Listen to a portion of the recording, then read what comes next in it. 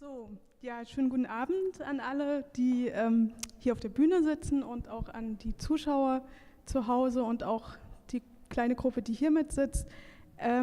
Ich möchte Sie heute herzlich willkommen heißen zu einer Veranstaltung, die so ein bisschen anschließt an die Eröffnung, die wir gestern hatten und vielleicht auch so ein bisschen Fragen dazu aufwerfen soll oder auch beantworten soll.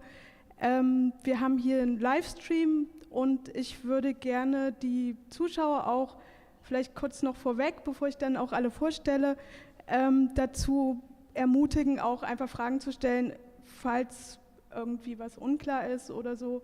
Wir haben uns überlegt, dass die Veranstaltung auch zweisprachig sein soll, haben uns jetzt aber entschieden, dass der Hauptteil doch auf Englisch wird, wenn das irgendwie ein Problem ist oder so. Dann, oder Sie können uns da auch gerne irgendwie ein Feedback geben.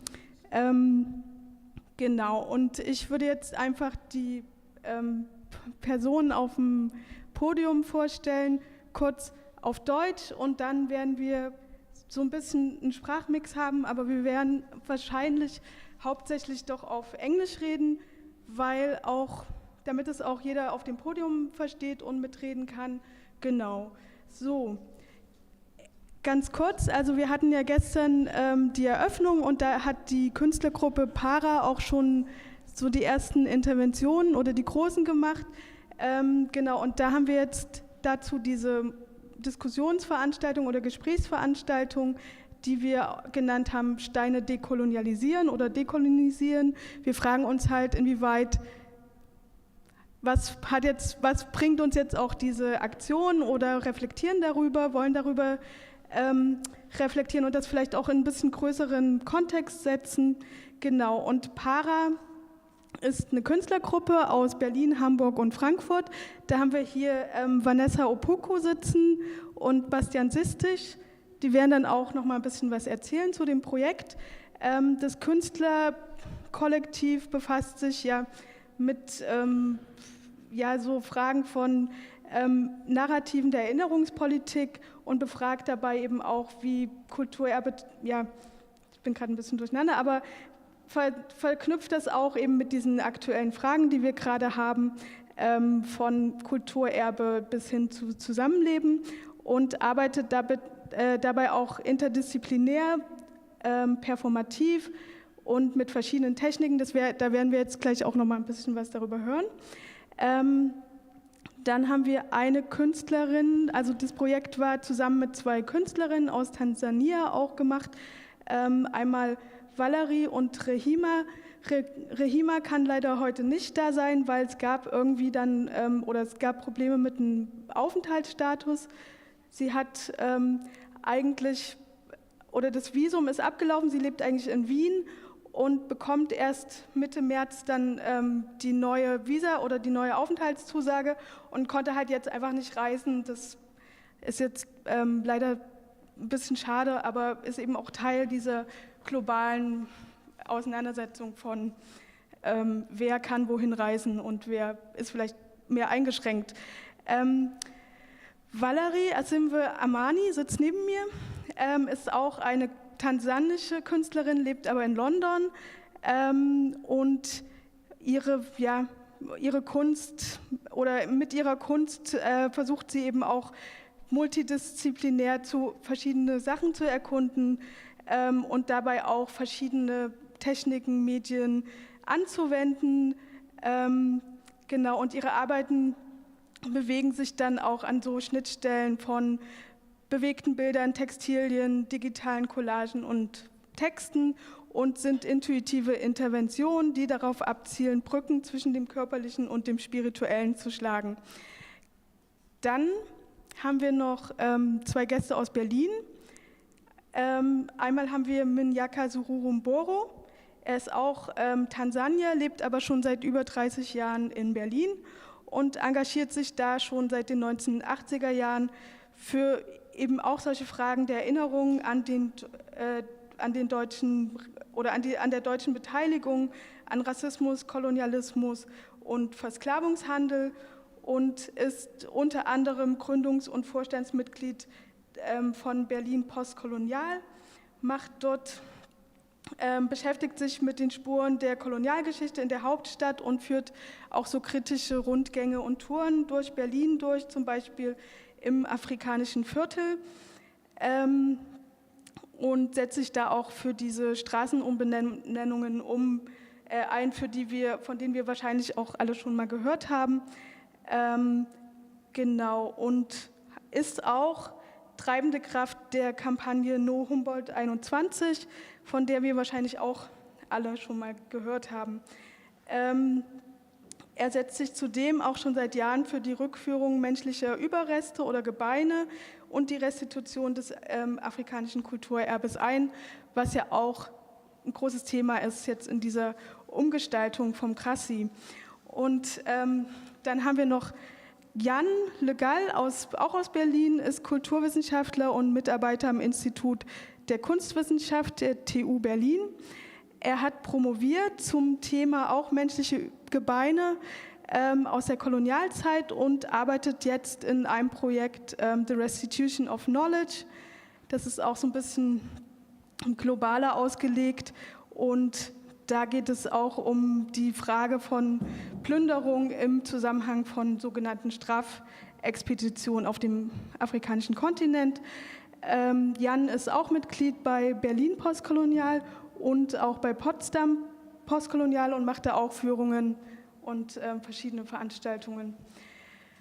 So, kurz vielleicht noch zu mir. Also ich bin Susanna Jorik, ich promoviere an der Uni Leipzig auch zu so einem Thema, was so ein bisschen daran anknüpft. Bei mir geht es mehr um Repräsentation im Museum, aber die Frage auch, wer geht denn ins Museum und wer stellt aus, welche Narrative werden gezeigt. Und ich glaube, das ist auch so ein bisschen jetzt die Frage, die auch wir heute Abend so ein bisschen mit aufgreifen werden.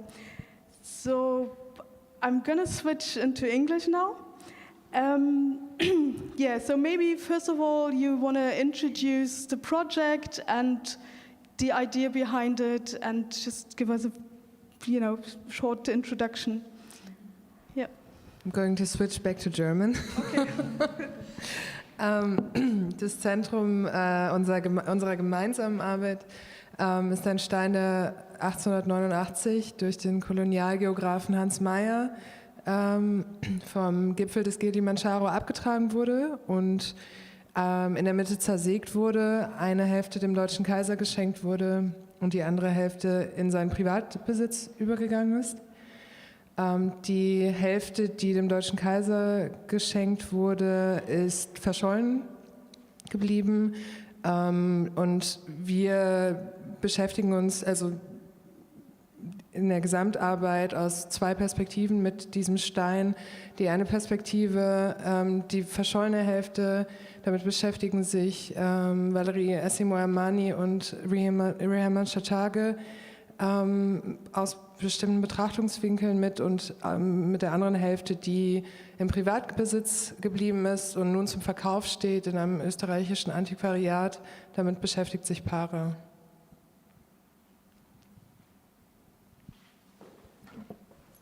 Okay, thank you. Do you want to explain your side of the project? Okay. Yeah. Well, I think I was invited by Rehema via Bastian. I think Bastian got in touch with Rehema.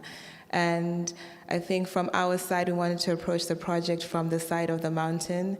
And we wanted to kind of give a counter narrative to the narrative of the stone being taken. Because at the end of the day, when we looked at the situation as Tanzanians, it's much bigger than a stone. It is what the stone represents metaphorically, what it literally represents of like a stone in history. And so the two interventions that we proposed was the sonic intervention, which is a 15-minute sound piece, which deals with, you know, these forgotten stories, forgotten histories. We say names of ancestors, and it's basically called Avoid the Void because there's so much that, you know, in colonial history that the institutions are avoiding and deflecting questions and deflecting responsibility. And there is no way to kind of, you know, we talk about restitution, we talk about reconciliation, but there's such a big hole that's left behind when it comes to culture, when it comes to language, when it comes to traditional knowledge. So this is a very difficult thing to reconcile, and we just wanted to create a space for contemplation and more of an emotional reflection of what is lost in terms of when you lose something that you don't even know what you've lost. And the video is more a satirical approach of deconstructing the image of Hans Meyer and maybe making fun of this idea of a man can come and steal at the top of a mountain. So it's kind of just making fun of him in a way and taking this man who came to a country to observe it and turning the observer into the observed. Yeah. Do you want to jump in? Or? Yeah, sure. I mean, as Vanessa already a bit summarized it, from our perspective, like from Para, we are kind of trying to restitute the stone which is now in the possession of an Austrian antiquarian by like a participative restitution project. I mean, that's how we call it in a way, because we are inviting the public to, by a crowdfunding campaign, to buy replicas we are producing here in the museum out of a column we are demolishing here in the museum. So the museum that is having looted objects of colonized societies in their possession, we trying to use the museum as raw material for restitution. And this, like, this idea is for sure, and yeah, this is the idea. Then to create these replicas out of the museum, and we sell it online and here in this museum. So we invite like 2,000 people to be part of that restitution project, and if we can achieve the amount of money that the Austrian antiquarian wants to have it for the stone, then we can get it back to Tanzania. And this is basically the idea somehow. Did I forget something? Or maybe the top of the mountain of Zugspitze. Ah, yes. Would you like to explain it, or would you like to add it? Yeah, I think another twist in the story is, I mean, as I see it, is that there are different offers to people how to participate and also how to think about this whole subject.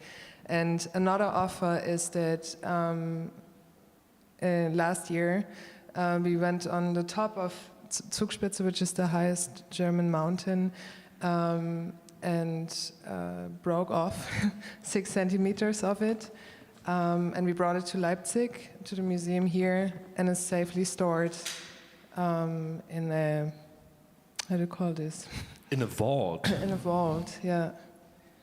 And well, there's the option to also buy this stone from Zugspitze to back, so we can buy the top stone of Kilimanjaro back.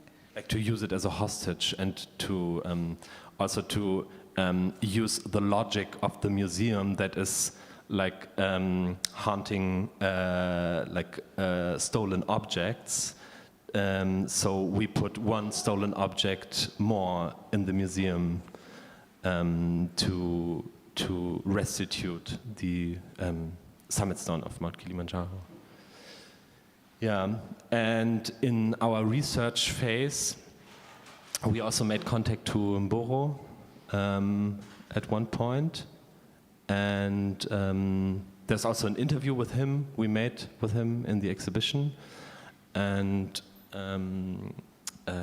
with several other people, because from our perspective, it was very important to get to know from like people from Tanzania, but also from people from the diaspora in Germany, to get to know if it's a case somehow, or if it's important for what does Tanzanian stakeholders think about like getting this stone back? Is it an issue, or is it just a stone? Because I mean, it's a symbolic like object, but what kind of object is it in the end? So that's somehow we would like to talk about tonight with you guys. Yeah, I don't know, Bo, do you want to say something on the top of the Kilimanjaro and the meaning maybe, or yeah? Yes. Good evening, ladies and gentlemen. Myself, I am born on the slopes of Mountain Kilimanjaro, Fuß Kilimanjaro. And I lived there till I was 20 years old. That is the place where I do belong. Now, let us talk about the top of Mountain Kilimanjaro. Yeah, man hat sich ein Berg. It is not just only a mountain to us. This mountain is a sacred to us. It is holy. This mountain is the mountain which gives us water to drink, give us water for our cultivation. This mountain is the one which is feeding us. Without this mountain, we are no one. And this mountain, for us, I said it is holy, sacred, but it could have much more, another word, but I don't have it here in English or even in German language. And as I grew up there, when I could see the world, is the first thing which I saw, which really amazed me as a child. And I couldn't know what is that. And then when I did ask, especially my grandmother, because it's the one whom I used to take, she knows everything. My mother doesn't know, but my grandmother. And she did explain to me how important the mountain is. And she told me, I do remember very well, no one is allowed to taper around on the top of Mountain Kilimanjaro. And when you come at the village where I'm living, Kishimundu, there is a church which was built by Germans, a Catholic church. There is a grave there where one of the priesters, we used to call them fathers, Father Thaddeus, who my grandmother, even everyone said, he went to climb Mountain Kilimanjaro and he died somewhere on the top.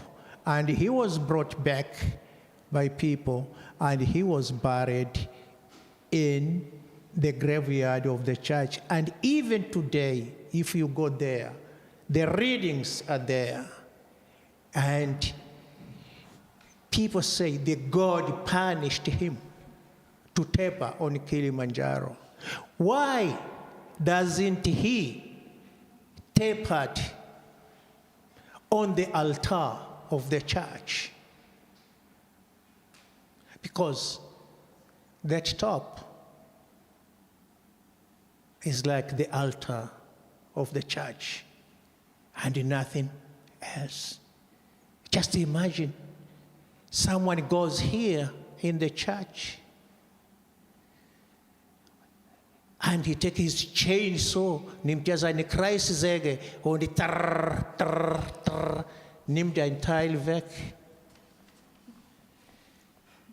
Wie sollen wir das verstehen? How would we understand that? So, this top is very, very sacred to us. And now, Hans Meyer, who's supposed to be the first person, also European, who came up to the top of Mountain Kilimanjaro and took this piece of stone, which he divided himself with the Kaiser Wilhelm II. And not just only he took the piece of the stone, he dared even to name the top, the Spitze, Wilhelm Spitze. Who gives him this right? Who gives him this permission? And now, what is really so sad, it is that now, this remaining piece which he brought to Leipzig, the half we gave to Kaiser Wilhelm, this piece which he brought here, when I heard from Bastian and his group, I didn't believe that the grandchildren sold it to an Austria for mere just only 40,000 euros. At this time where we are living now, where we are talking about the violence of colonialism, how it was, but still they don't care. This misrespect, selling that to someone who is now trying to auction it for more money. As if someone is, how should I put, selling a piece of an old cardboard. And we who have this respect to the mountain, we are there and they don't care about us. And they are living here. And what really he did, or what the group now did for these replicas, so that we can buy them to raise the fund to get back this piece of rock. I really thank you with my bottom of my heart. I really thank you. Because when we get it back, then we will bring it back to Kilimanjaro. And I think, and I am sure, is going to be a day, an important day, like that day when we got our independence from the colonialists. By then, they were no longer Germans colonialists, but British colonialists. In 1961, on the 9th of December, I wouldn't and I will not forget it, because a soldier was sent. This is when we Africans, we had to send someone on top, because we had a reason behind it, not just only to climb for funny. And he went up there, and is when he lighted, at the midnight, he lighted the torch. Eine Falke wurde angezündet. Und diese Falke sollte den ganz Afrika erleuchten. Und die meisten, die Länder, die noch nicht ihre Unabhängigkeit gekriegt und die zum Unterstützen ihre Unabhängigkeit zu kriegen. Und gerade auch an dem Tag haben wir die Spitze umgetauft. Nicht Kaiser Wilhelm, sondern Uhuru Spitze. Uhuru, das ist ja ein Kiswahili-Wort, bedeutet Unabhängigkeit, Independence, bedeutet frei. Frei. Okay, thank you very much for this really interesting introduction into the meaning of the top of the Kilimanjaro, but also how it's interconnected with colonial history and legacies of colonialism. And I'm sure we all have something to say, but maybe, Jan, that's a good point where you can come in and explain more about those interconnectedness between colonial objects or objects that were looted and taken in the past, brought into Western museums, charged with new meanings, often very, precise meanings on how the West is so great because they can explore, they go out and explore, uncivilized countries, and then they just take things and give them new meanings. And I think you are working on, or you have been working on this as well. So, well, thank you, and thank you for the invitation. If you look at the histories of expedition, because we're talking about an expedition, like Maya called it, like Kilimanjaro expeditions, and it's not only one. He actually tried once, failed, and then tried again. If we talk about the history of colonial expeditions, some of them are linked to narratives of discovery, trying to map, the country so that you could exploit it better, trying to rename it, appropriate it, but also trying to conquest.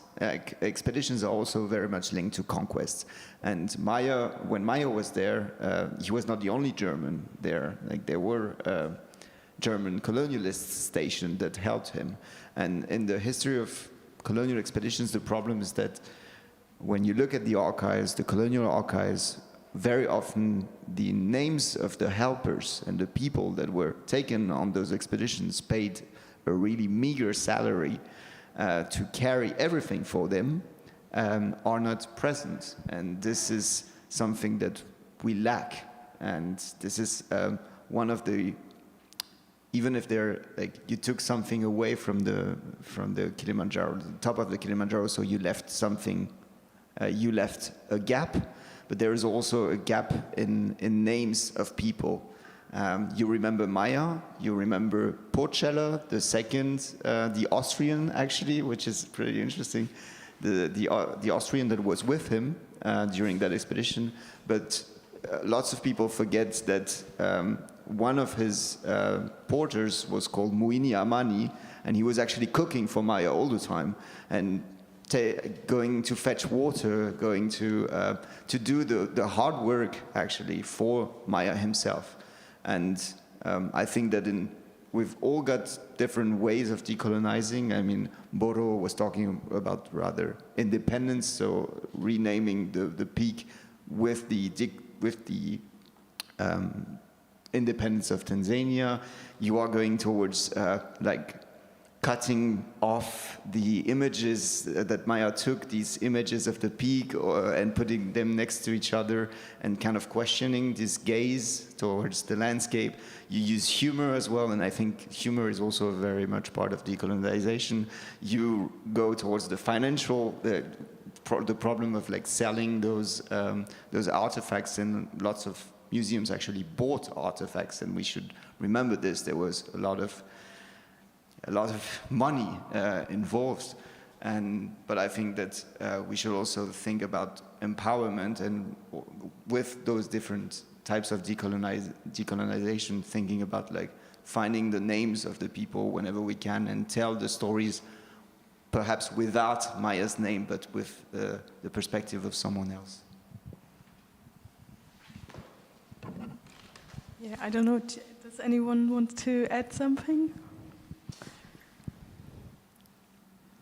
Yeah, probably. I mean, it's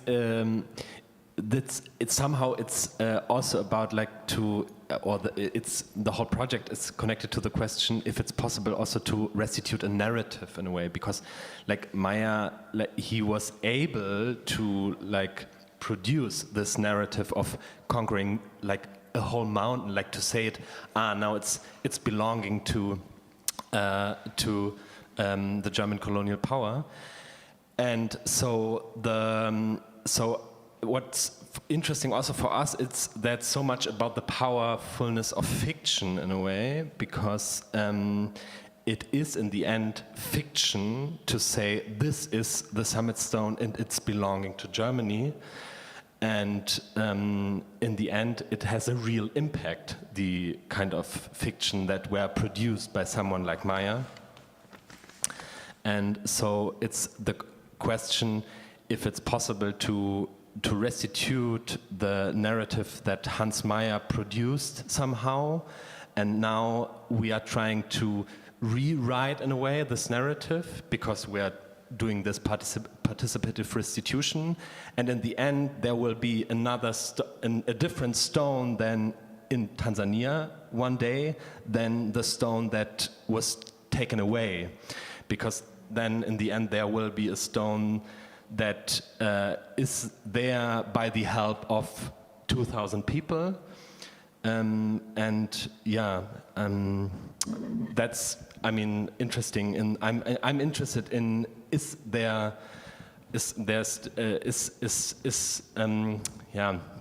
somehow what can symbolic how can I explain it in English? Say it in German. Ja, was so vielleicht genauso schwer, ehrlich gesagt. Welche Kraft hat so also diese symbolische Geste? Ist, glaube ich, so eine Frage, die ich auch gar nicht beantworten kann oder so, aber die uns, glaube ich, interessiert. Yeah, I think there's so much ambivalence with the topic of the meaning and the symbol of the stone, of the material, because to me, what was always in the back of my head was that if I believe that this is the stone from the top of the Mount Kilimanjaro that Maya took away, I'm kind of like believing his narrative, right? And I think that's also really hard question. Like, do you believe it? Do you try to because I feel like we are kind of in contact with him also, and I don't even know if I want to be in contact with him, and his name is everywhere. The names of like as you said, the names of the people who helped him doing this in the first place are nowhere, right? So there's almost always so much ambivalence. But the names are in the exhibition, in our exhibition. We take care that they are in it. So, but yeah, you're right. Mboro also wanted to say something. Yeah, I wanted to add something. If we manage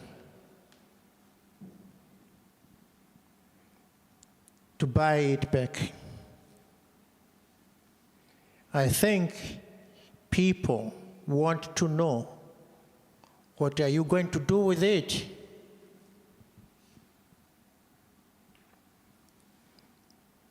I have been there even 2 years back. I was there, and we talked about it, and the Kilimanjaro District Council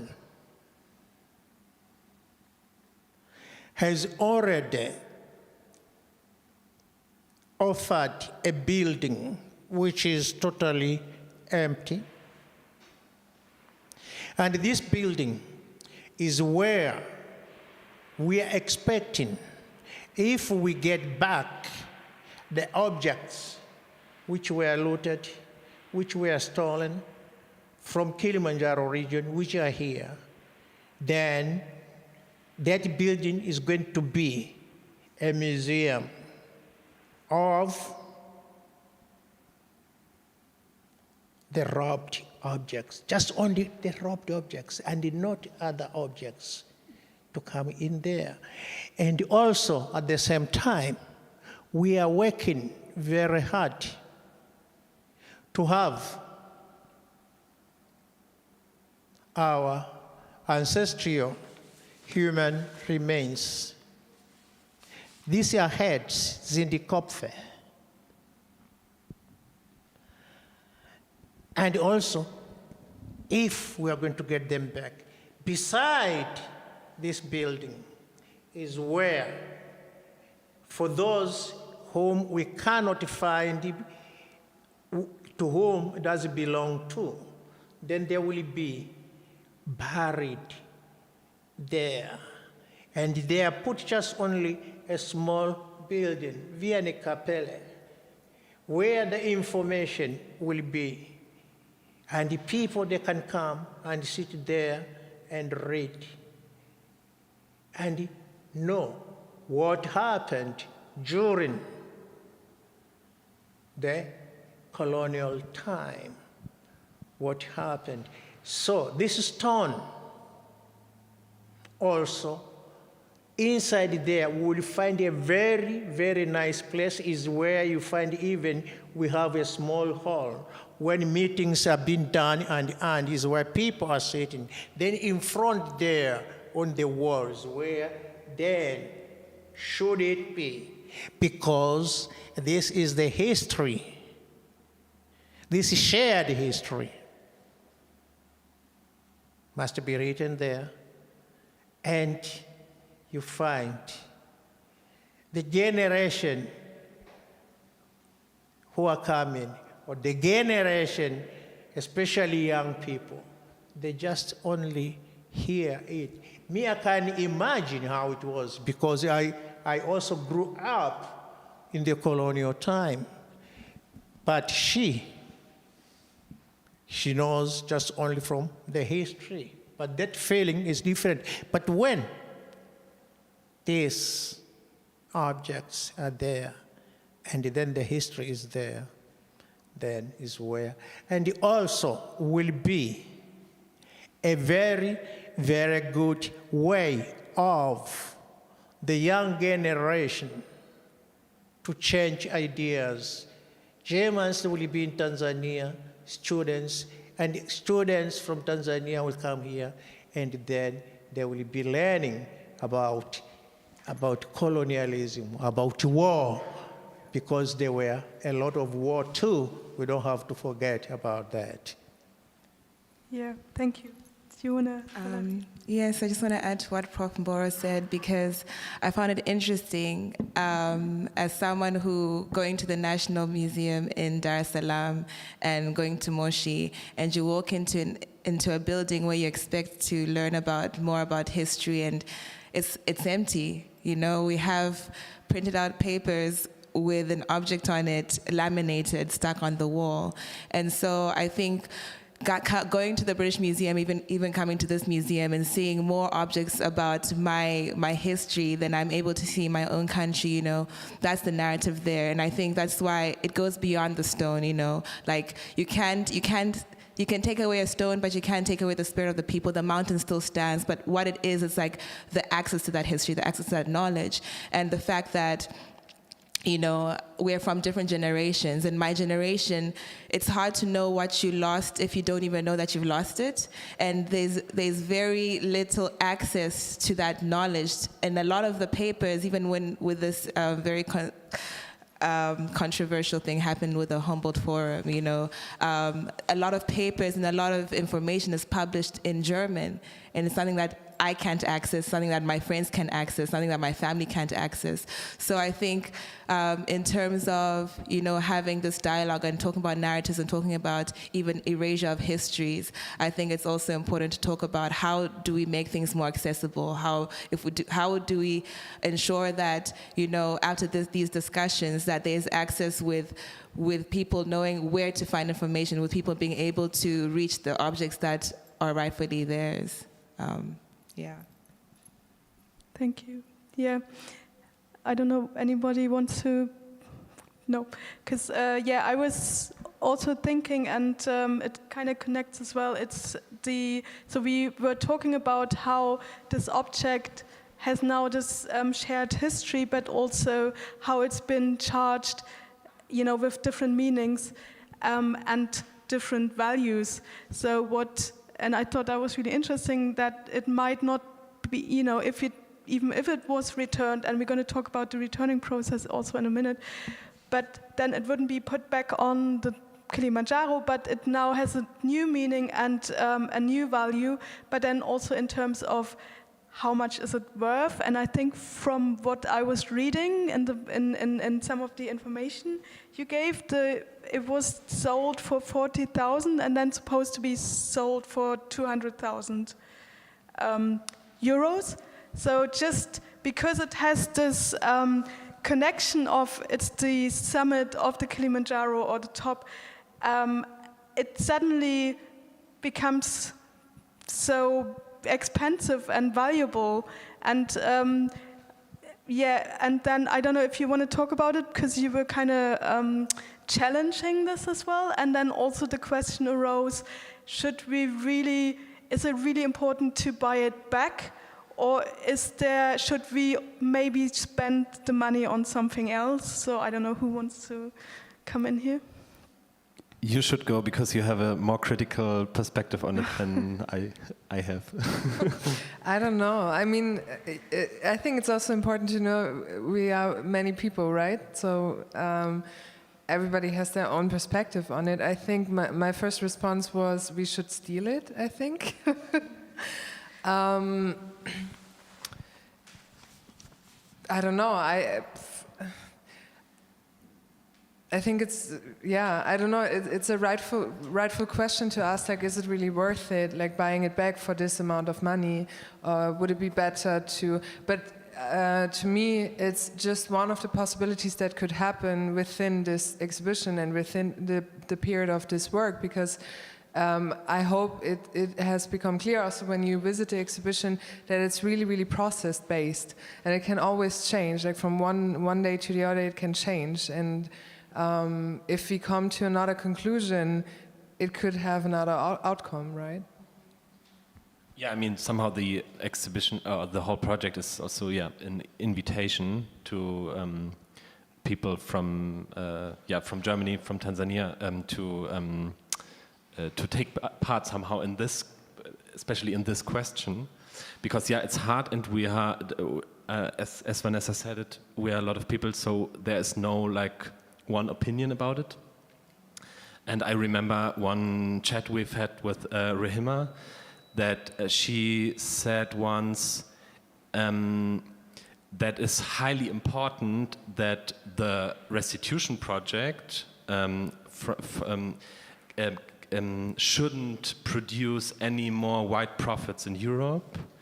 And that's what we was trying to negotiate with the Austrian antiquarian, that we said to him, okay, best case, you would just give it back without getting any euros, because as Elias Mutani said it in the exhibition, it's a friend of Rehema, he said, why should we buy back something that was stolen? And I really like that argument, because it's so simple and so true. But yeah, I mean, there are like, how can I say it in English, realpolitische Dimensionen oder sowas, that the Austrian antiquarian said to us, okay, but I spent money on it 3 years ago when I bought it from the grandson of Meyer. So in the end, he said, okay, you can have it to give it back for the same price that I paid for it, and that's for now the idea. And I mean, we still have to figure out, is this a good plan or not? I think maybe I add a question to a question, just because if you're looking at a decolonial methodology to take back the stone, you know, like, is it, I guess, how do you make sure that you're not reproducing the same problems with institutional ways of thinking around colonialism, institutional ways of thinking about acquiring objects, you know, like how then do we challenge that methodology? I just want to add a sentence there. She's very right saying so. But now, look the whole process. We have to go to the court. If really we want it, not to buy it, that he gives it free. And he doesn't want to give it free because he bought it. So what then, Rehema said, then we have to take this person to the court. And from the experience which I have up to now, the process in the court can take years and years. Then I asked myself, which is the best way and a sure way to have it back? Because it is precious for us. So, taking a long time, it can happen that at the end he says, I don't have it anymore, it was stolen. Someone stole it. I might have stolen it. Yeah. So that's why I said,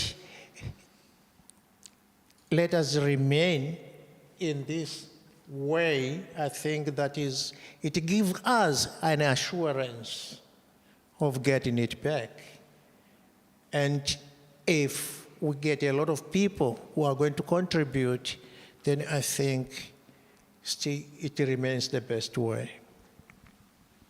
Jan, can you explain something about the problem?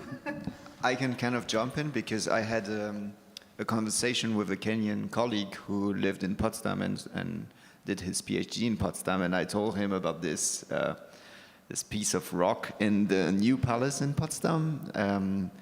And first I told him, yeah, this is the stone and it's the peak of the Kilimanjaro. And he told me then that afterwards, I pictured it as something big. As you explained it, it's the peak of the Kilimanjaro.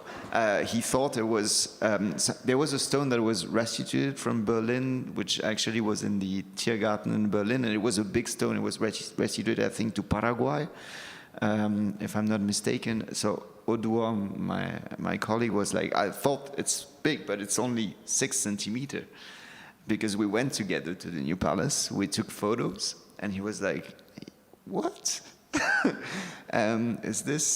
Are you making all the fuss about this?" And then I told him, actually, the one in Potsdam is a fake one because they lost the original one. He was like, "Yeah." So I asked him, "What do you think? Should we repatriate the stone? Should we restitute it to Tanzania?" And he's like, "Ask the Tanzanians and ask what else do they want." And so we started having conversation, and I told him, for example, Tanzania asked for the return of this huge Brachiosaurus, which is in this skeleton of a dinosaur, which is in the Museum of Natural History in Berlin. That Tanzanians asked for the remains of their ancestors. Maya actually brought human remains from Tanzania to Berlin, and so Oduor was like, "Yeah, but this is good. You can use the stone to talk about like other matters. It can be like an opening door to address all the problems that you find in museums, but also in society, racism and how this history is not remembered in German society, how lots of people choose not to remember it." Does anyone want to? I just think there's a lot in the stone, like you also said. I think also from the reactions that you get, what we also talked about, right? From the reactions that you get from this work, for example, how people have different views on like the raw material that we use to produce the replicas, for example, seems to me after yesterday being more worth than any of the colonial objects in this museum. And can you explain what happened yesterday? Because not everybody. Yes, there's one. We see it there. There's one stone. A column. In the middle of the museum in the staircase, which was before the head of Karl Woyle was on it, placed on it. Former director of the museum. Yeah, former director of the museum from 1906 until 1926, I think. And under his rule, the collection of the museum really got really big.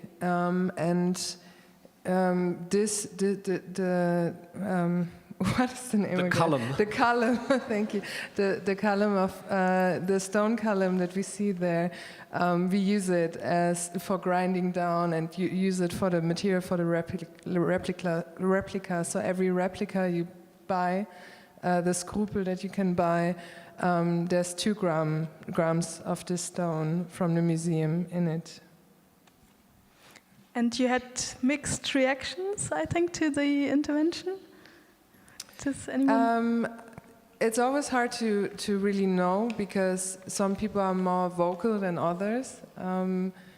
So I would say like the louder, maybe just say like one reaction, for example, was that some people were enraged that we were destroying the stone and that we we're polarizing, and to me, it doesn't really make sense so much because, first of all, I think polarizing, if you really don't see the problem with ethnological archives and museums and the colonial objects being in the Western world, then I cannot help you. And second of all, I think like people saying we don't know what is like. It's so disrespectful to destroy the stone, you know, but in the end, this stone is really just a stone. You know, it's not, it doesn't have so much meaning, you know, even to, I think, like even to the best friend of Karl Woyle, I don't think this stone has so much meaning. And this is really hard for me to understand. It's so absurd. In a way that this stone has so much meaning to certain people who get so upset about this being destroyed.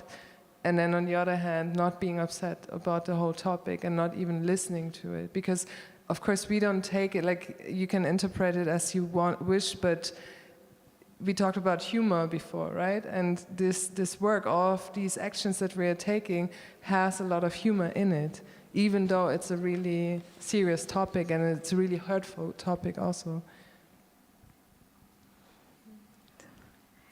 I think you had some similar...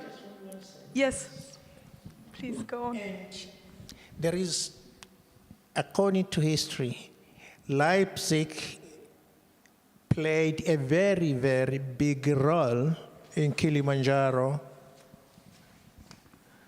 You find it is the Leipzig mission who built up the Lutheran churches everywhere in Kilimanjaro. Is the Leipzig mission. When you just only mention Leipzig around the Kilimanjaro, everyone knows about Leipzig, and how a lot of our objects, even sacred ones, also were taken by the church. And I think, although it is just only a piece of stone, it will be a very big symbol of apology to colonialism in Kilimanjaro area, because Leipzig mission was so involved in this Kilimanjaro area. Yeah, and also, I mean, Hans Meyer was not like just someone. I mean, he was the head of the, okay, it's hard in English. Er war Vorsitzender der Landeskundlichen Kommission im Reichskolonialamt. I don't know what it is in English. It was some colonial officer. Yeah, the colonial office, this, yeah. And he was head of like an department. And in this department, they together with several other people who were sitting in there, they decided which museum gets what kind of objects from the colonies. So he was like the head of like there were decisions made, like huge decisions, like ja, die haben quasi die Beute verteilt auf eine Art. Und genau, ich glaube, es ist auch, das ist so ein bisschen, wie soll ich sagen, uns, glaube ich, auch auf eine Art ein Anliegen, dass diese Person, glaube ich, die so recht unkritisch bisher betrachtet worden ist, etwas so kritischer auch zu betrachten. Yeah, I think they also commissioned loots. So they gave a list and said, we need this, this and this. And then those expeditions went and got what museums wanted. Let's come back to the reactions. We had another thing where there were strong reactions so far. And because to mirror the looting of the top of the Kilimanjaro, you did actually something similar, and you went to the highest mountain in Germany, the Zugspitze, and looted the top of the Zugspitze. Do you want to talk about this and then maybe some of the reactions? I don't know. You weren't part of that expedition? No. Okay, so sorry. Yeah, I remember one interesting reaction yesterday when we had this, I don't know, it was not a press conference, what was it, like, there were people from the press and they were like going through the exhibition, and there were one guy, I don't know from what kind of newspaper, but he said, this is a crime you did, like with the Zugspitze, and I see the evidences. And it was so nice after that. Okay, and then we said, okay, yeah, I mean, it's easy. The Bavarian state, they can like send us some restitution letter that they wanted back, and then let's see what's happening. And afterwards we talked about it, and what's interesting is that he just see there is a crime and there's the evidence. What about all the other evidences in the whole building and all these crimes behind the objects you see there? And he's not able to see it, and he's just seeing this. Like, it's the same like with the column. They see, there's something that belongs to me and it's getting destroyed, but they cannot see the violence behind like the objects that are all around here. And somehow it's fascinating how stupid it is. It's super fascinating. To me, it's also super fascinating because even in the next, people were proud that they were bringing these objects, right? They didn't hide it. They wrote about it. They were celebrated for it. And yeah, I was thinking exactly the same thing, because you can also see in the next room, like behind us, that people for almost 80 years, people, in this case the Benin bronzes, people were asking for restitution, right? 80 years, for 80 years already. So yeah, it's interesting that people don't see this. Like, they see this, but they don't see the other side. And it's so easy to see it. It's not hard. No, and I mean, the problem with restitution and the people who feel like they gain power from owning these objects, right? So a lot of the hierarchical systems that were established was because I was able to take this, I'm able to take care of this better than you are, I'm able to give it a different value. And even the way that the objects are displayed, I mean, this is not how the objects are meant to be displayed, it's not how the objects are supposed to be interacted with.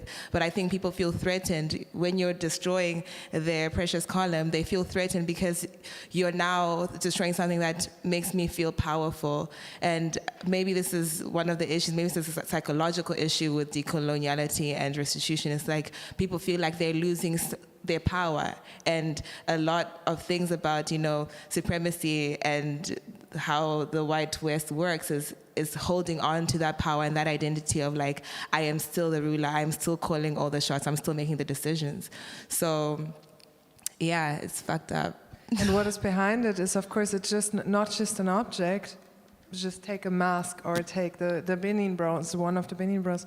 It's not just an object, it's also like, apart from all the meaning and the value and everything, it's also knowledge, and it's knowledge production, it's cultural knowledge that was taken away, also in the form of these objects, and put into glass boxes to remain the same, and not having a process of reproducing the knowledge that they came from.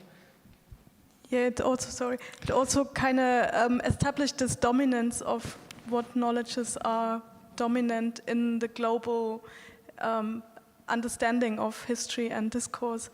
Bo, you wanted to say something? Let us ask ourselves, because just only the objects are there. We have to ask ourselves, how much blood is in these objects? How much blood in these objects? Because they were not just only taken that way, we are just only taken away. They were wars where you find a lot of people were killed, were hanged, and then some of them, their heads were chopped off and be brought here.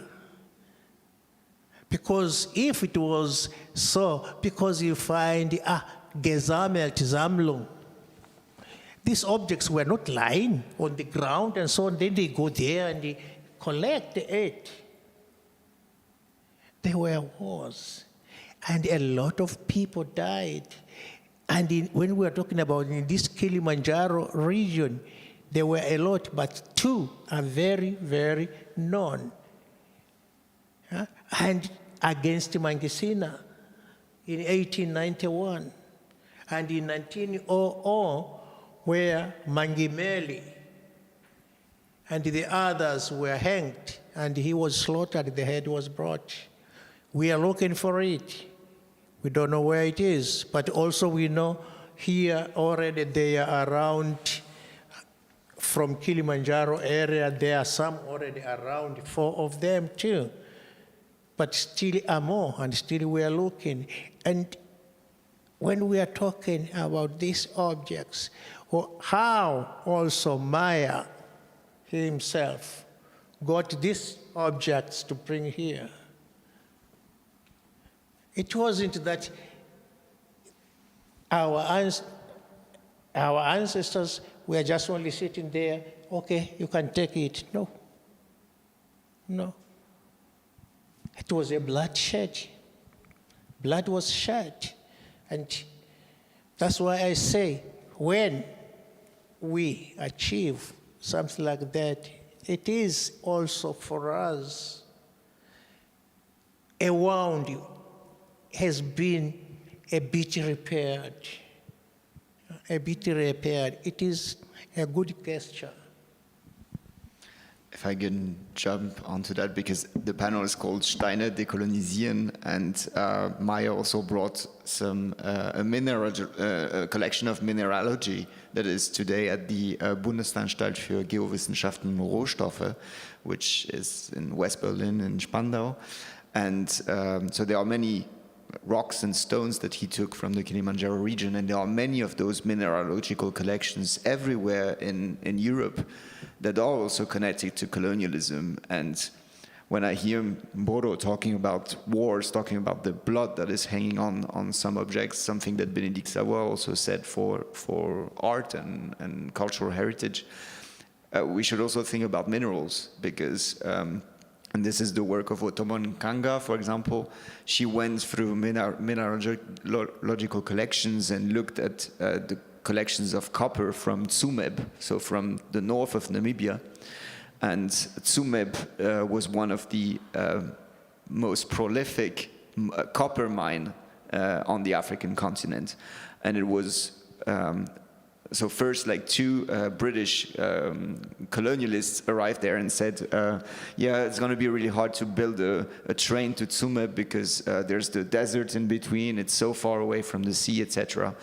But then the Germans took over this region, German Southwest Africa, and they actually wanted to build a railway up to Tsumeb, up to the mine. And what happened is when they built this railway and the Otavi ban in 1904, the Ovaherero actually started fighting against German colonialists. And so the building of the railway stopped.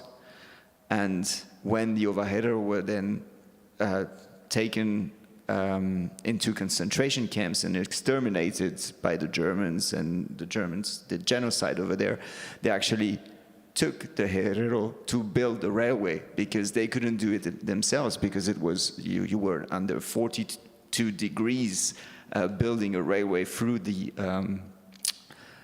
desert. And so all these minerals, all these copper minerals and malachite that are in collections here in Hamburg, in Berlin, in Strasbourg, they are linked to this history. And this is what artists like you, like Otomon Nkanga, actually give us to think about.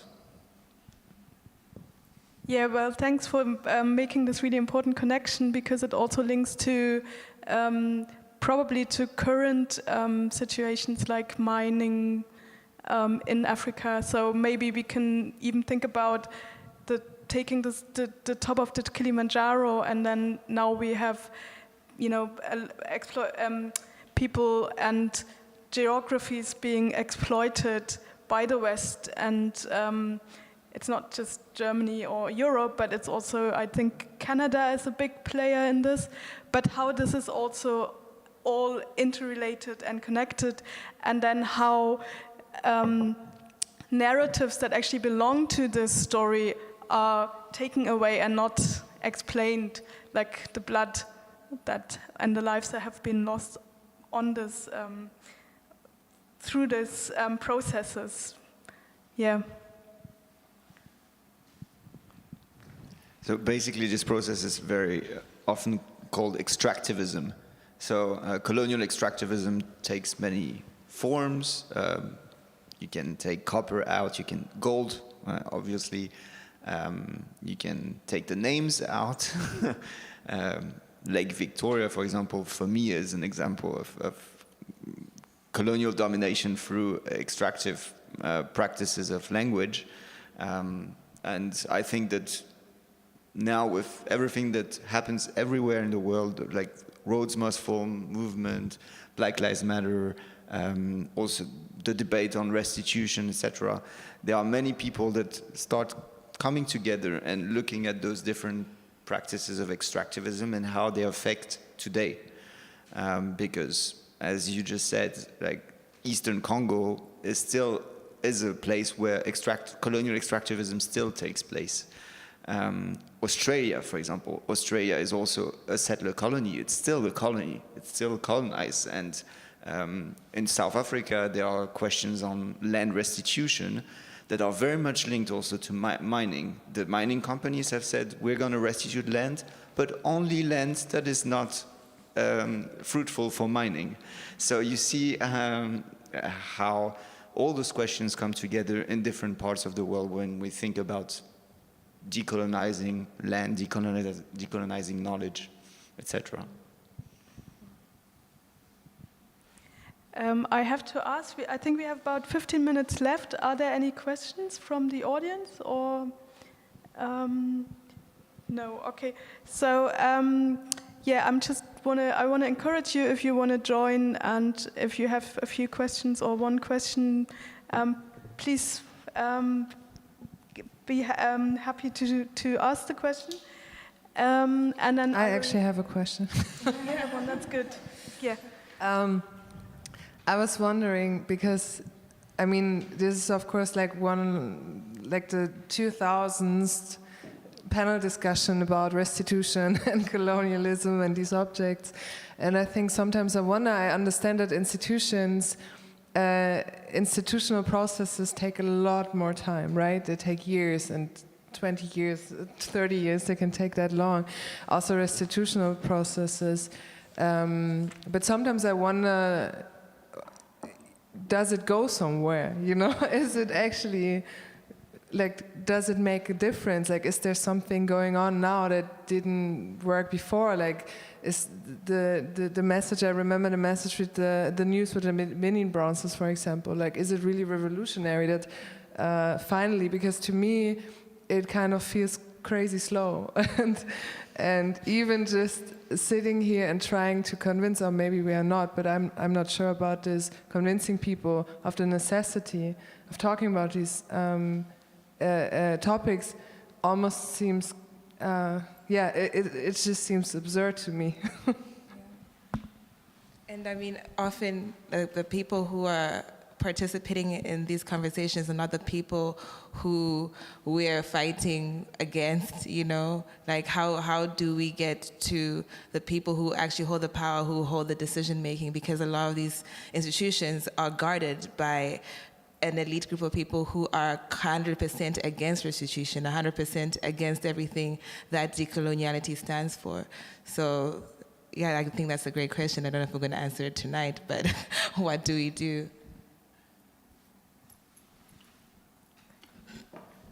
And it's also so much about like really politics, because there are laws they has to change. I mean, to make restitution processes more easy.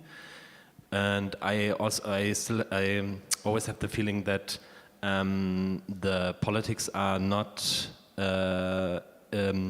aware of it, that they really have to make like huge like changes, especially in like for example like the Haushaltspolitik, the what is it in English, the term for it, I don't know. General budget or something? The general budget, yeah, laws. Sounds good. erschwert natürlich so Institutionen auch Rückgaben, weil sie gegen das Haushaltsrecht verstoßen, zum Beispiel. Also das Haushaltsrecht in Deutschland müsste sozusagen was ja auf Landesebene eben, glaube ich, soweit ich weiß, unterschiedlich auch ist, müsste müsste einfach geändert werden, um Restitution zu ermöglichen, weil Institutionen jetzt gegen das Haushaltsrecht verstoßen, wenn sie Dinge sozusagen hergeben. Und ich bin jetzt beim besten Sinne so kein Experte auf dem Gebiet und weiß nur so ein paar Sachen darüber. Aber so das war so ein Teil auch im Projekt, wo wir mal festgestellt haben, wow, es ist halt auch wahnsinnig kompliziert, weil die Gesetze es so kompliziert machen. Und also genau, ich glaube, man kann immer so viel auch auf Institutionen schimpfen, also zu Recht, und Institutionskritik ist mega wichtig, aber die Politik muss halt auch ihrer Verantwortung nachkommen. Sorry that I explained it in German, but it was somehow necessary. Yeah, but I think also museums for a long time kind of were very hesitant to really change. They paid a lot of lip service, and we had, I think, even 10 years ago, we had this idea of the Universalist museum that has to be in the West, and it takes care of all the objects, because in other countries in the global South, they might not know how to protect them or deal with them. And then on the other hand, you have a lot of objects in the storages in Western Museum that are actually, getting moldy and destroyed, because just Western museums are just not, just as bad maybe as others. And it's also this idea of we know better how to take care of an object that is taken from the global South. But it's also a very condescending way of looking at it. Like if you come to my house and you take my table and you take it to your house and you put it, and you're like, this is the best table I've ever seen, and you put it in a glass box and you're like, you can't touch this table. If I take back my table, I can put it in the garage if I want to, Like, who are you to tell me how I'm going to treat my table? So I think it's very bureaucratic and everything, but don't ask me. But it's also, the problem may also be that if I had held on to the table long enough, maybe now I think it's my table. So that's the thing. It's the amnesia that has happened in the past, I don't know how many years. Yeah. Mboro, Yes, sorry. No, I was, because we were talking about this word ersitzen, that this is actually, I didn't believe, but I think that this was a word, right? Yeah, at some point we interviewed a law professor from Düsseldorf, if I remember correctly.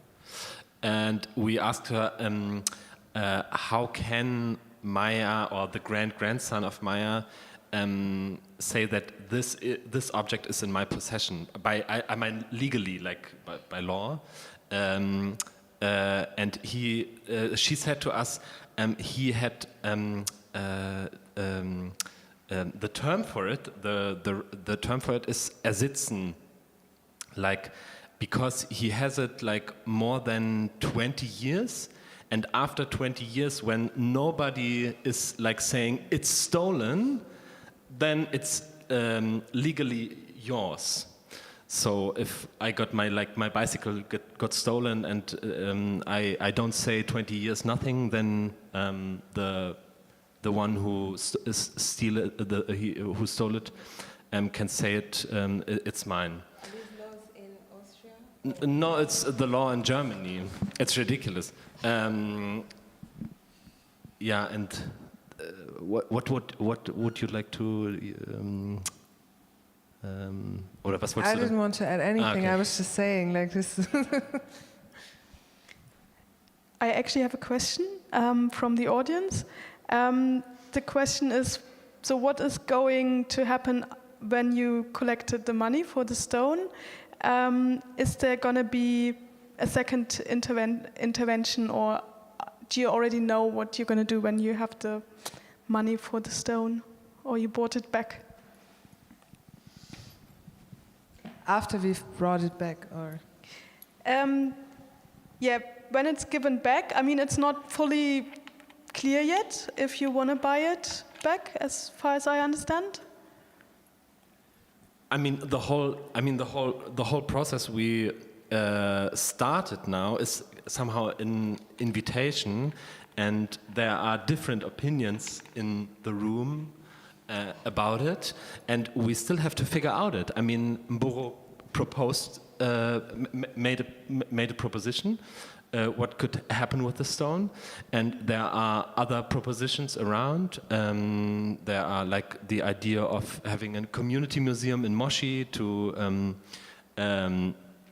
and the whole process, as I said, it is an invitation to find it out collectively, like because we believe that we have to go beyond the idea that there is one person or one group of people who are representing like this is the right answer. So we have to make it up much bigger than just like find the right person who give us the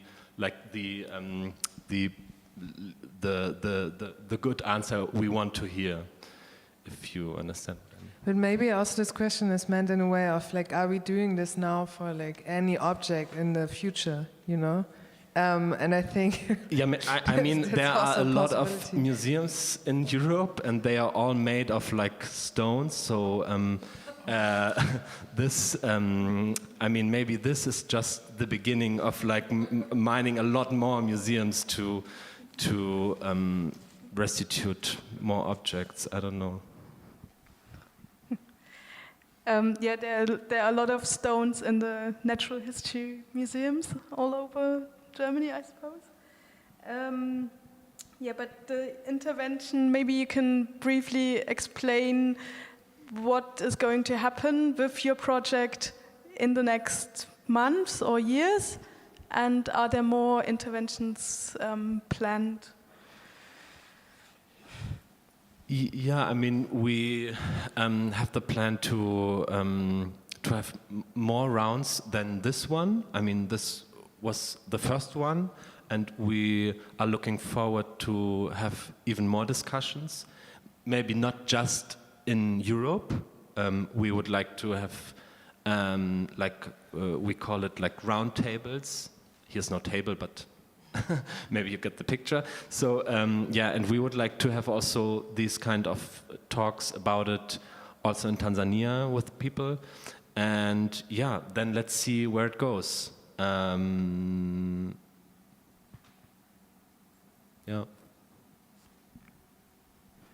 Yeah. I think we're coming to an end, so maybe if we have a short... Or does anybody want to add something at this point? Mboro, you want to add? Or comment?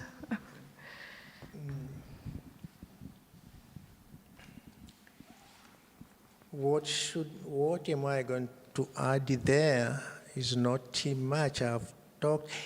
Anyway, I find the idea, this idea of the pieces so that the fund can be collected. I even really, he told me, but anyway, I couldn't recall when, but today, when I came in and saw that, I was totally happy because it does assure me, because the one who is holding the piece of this rock up to now has already agreed, if I get back my 40,000, which I gave for it, then I will give it free. So that is wonderful for me as a Kilimanjaro inhabitant. But I cannot say that should be the way to get back the other objects. the other objects. This is very, very serious. It does work. It will work, even I'm sure of it. But the other objects, which are also in here in the museum, they are here. We are not going to buy them back. We are demanding them back. And it is our right to demand them because it belongs to us. We are the owner. We are the owner. This must be very clear. We are the owner. And if then the museum want to sit with us and say, for instance, I would like to have this and this for some time so that the people, they can see them and there we can talk about it. But first, you have to admit that you are not the owner. We are the owner. And then let us talk together. That's why that's why I said this is a shared history. We cannot say it isn't. It has been in me and in you. And in you. So there really, if the museums are ready to communicate with us in that way, then I think things are going to be very all right. Just only I do see always there is a problem because you find it is GRASSI Museum, I don't know, the Ethnological Museum in Berlin, I don't know, the Natural Geography Museum in Berlin. Everyone has his own way, the way he is defending these objects. It has from the government to be clear. I think it is high time to be clear, to have a law which governs all the museums. The property which is there, the objects which are there, are under colonial context. Then, should be given back to the owner when he demands them.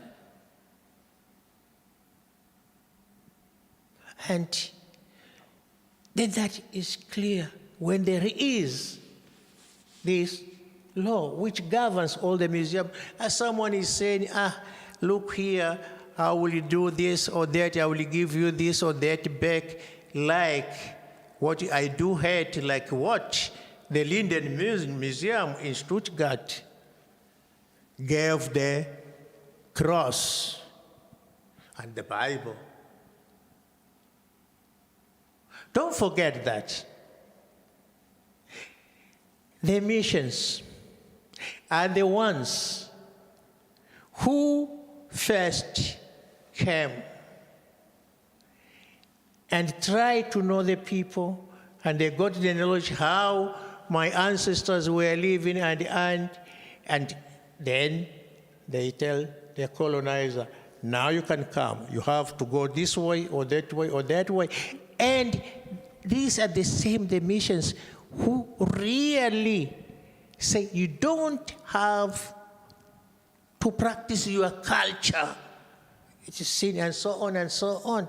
So such objects to be given where we know what really this symbol, this Christian symbol, is the one which enslaves us, is the one which colonizes us, is the one which murdered us. So people must be serious, because what I did say, what the Linden Museum did, it was an insult to the Namibians. It was an insight. This cross, just only the Portuguese, they need to put there a symbol so that when they are sailing or whatsoever, they don't get lost. So, and the Germans, when they took the land, they brought it here. Who said that? We want it. Let us be serious and talk about those objects. And they are those ones which are sacred objects. They are very, very important. They are, and even internationally, the International Corporation of Museums has said, you don't have any right to hold this ritual object, this spiritual objects. So, yeah, thank you. I mean, you're totally right. I think maybe as a closing remark, it shouldn't come from me, but I think that's why we need those kind of interventions as well, and artistic interventions to also raise awareness of the whole context and how complex everything is. So maybe we can see this as a step in the right direction. I don't know. Valerie, do you want to do the closing remark? Or, I mean, Boro already did, but then I came in. So. I mean, it's difficult to have a closing remark when it's such an open, ongoing discussion and, issue. But, I mean, in regards to this exhibition and the work that we produced collaboratively and the work that Rehema and I produced, I think it's just another way to approach the situation and maybe to remind, as Prof. Boro said, that it's something tangible. It's more than just a stone. It's more than just an object. It's really an emotional, psychological thing to have a broken history, to have a narrative that you can't access, to have a narrative that you can't touch, to have, unanswered questions that no one is willing to give you the answers to. So, yeah, I think it's just something that, I think with the work, it's really past all the bureaucracy. It's really something physically and emotionally, it's affecting people. So, yeah, I guess that's my closing remark. Okay. Thank you very much for this really interesting conversation, and thanks for listening. Goodbye.